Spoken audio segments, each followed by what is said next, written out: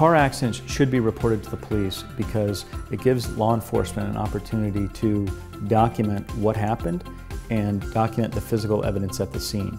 This is information that can be lost or disputed later.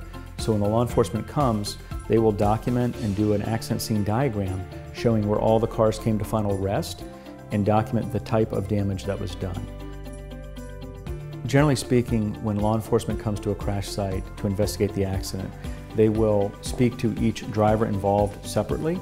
Florida has what's called the accident report privilege, which means that anything that a driver of a car tells an investigating law officer about how the accident happened is privileged and can never be used in court.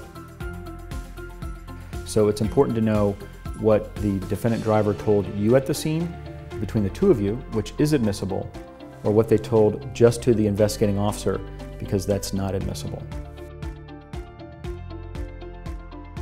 Whatever a driver tells the investigating officer at the scene is not admissible, meaning the police officer is not allowed to come into court with his badge on and his uniform on and tell the jury the defendant admitted he was playing with his cell phone at the time of the accident. It's not permitted.